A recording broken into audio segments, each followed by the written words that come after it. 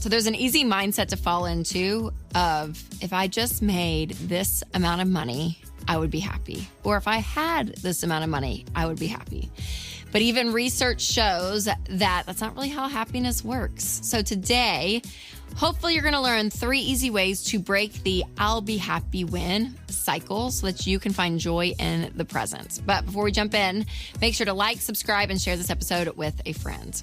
So there's a well-known study from Princeton University that measured the connection between money and happiness.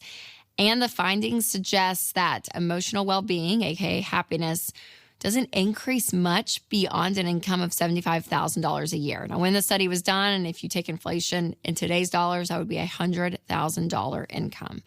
So to me, it really proves this point that like convenience and comfort with money can only get you a level of happiness up to a certain point. So if that's true, then why do we still play this game of I'll be happy when? Well, 2 things really come to mind. Number 1 is that the world makes feeling content hard for us because we live in a world where discontentment is so real. Like we are seeing everyone's life all the time, things that we don't have. There's tons of conveniences now that we have that we didn't have even 10, 15 years ago. Everything from like getting your groceries delivered or like fill in the blank. And so there can be this feeling of I am behind because it feels like everyone else is winning. Everyone else feels like they are moving up in their jobs. They're making so much money. They're going on all these great vacations. They're living in these great homes. They're wearing cute clothes. Like they're doing all these great things. And for some reason, I don't feel like I'm catching up.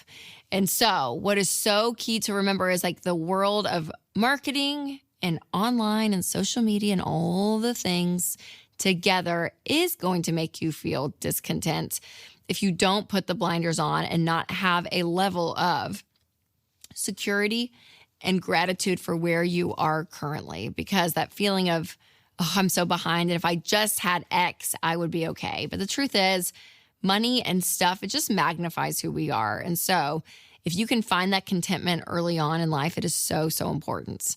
And number 2 is it's hard work to become truly content. So we throw that word out a lot, but I think it is one of the words that is one of the most important financial principles when it comes to our money, because contentment allows you to not only enjoy the life that you have with like actual true joy, but it also allows you to do things with money that are so important. I think content people can save more, they give more, they're okay cutting some lifestyle. Like this is not a means where what they have or how much they make is a part of them. There's a level of contentment in them that just says where I am presently, I'm good with. And not that you don't have like goals and you're, striving for more and all that's great. But this lie that bigger and better is somehow going to satisfy you is a lie. And in fact, that is what we continue to chase over and over in our American society.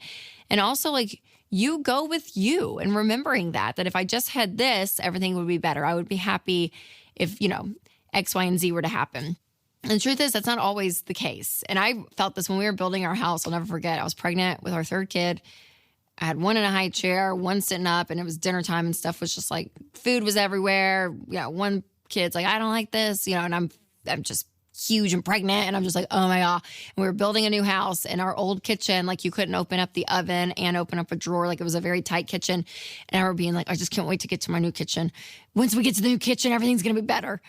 And I remember Winston like turned around and he was like, yeah, babe, but there's still going to be like food on the floor in a dirty high chair and kids that don't like your cooking. Like that's still going to be the life. Like you pick up, you go with you regardless of the environment of where you are. And so that's what I love about contentment. It's more about the character of who you are, not all these external factors of our life. And the truth is with the, I'll be happy when mindset is you're always waiting for the future. You're not living in the present where you are.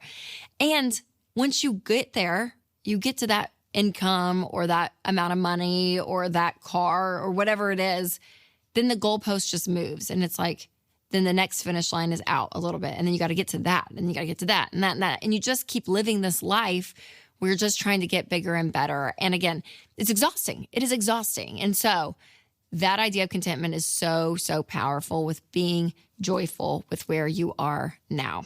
Now, before we dig into 3 mindsets that will give you lasting happiness, I want to tell you about one small thing that makes me pretty happy.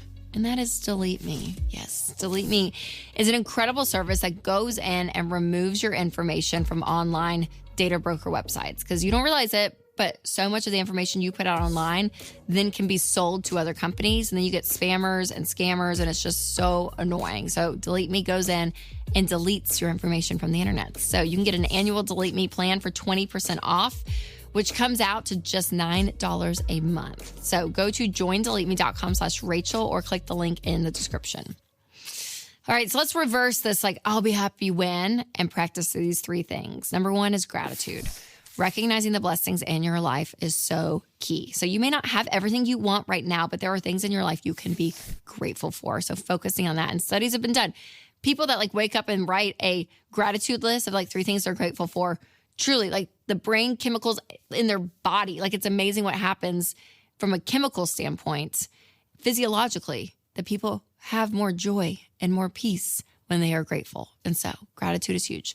Number 2 then is humility. And I love the quote that humility is not thinking less of yourself, but it's thinking of yourself less, where other people in the world have value and you actually put some of your time, money, and energy into other people and not just yourself. Because it's going to be very easy to live a life where it's all about you, it's all about me, all the time, 24/7. All I'm thinking about is my life.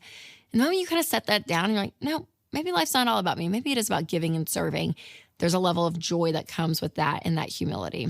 And then out of that comes contentment. And contentment, again, it's not laziness. It's not apathy. You can still dream about things and want things. It's not a bad thing, but the idea that you have peace within your current situation, that you have peace with where you're at and you're good. And if other things happen that are bigger and better, that's great.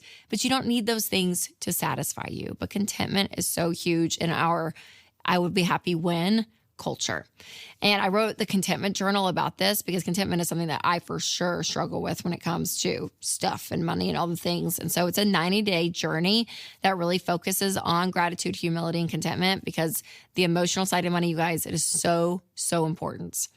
Now, remember, this is all a gradual process, so you're not going to feel it overnight, but learning to change some of these mindsets is really going to help you. And some small habits that you can put in your life can be life-changing. So keep watching on my next video, 6 habits that improve your life and your money. Or if you're listening on podcasts, I'll put a link below. All right, you guys, remember to take control of your money and create a life you love.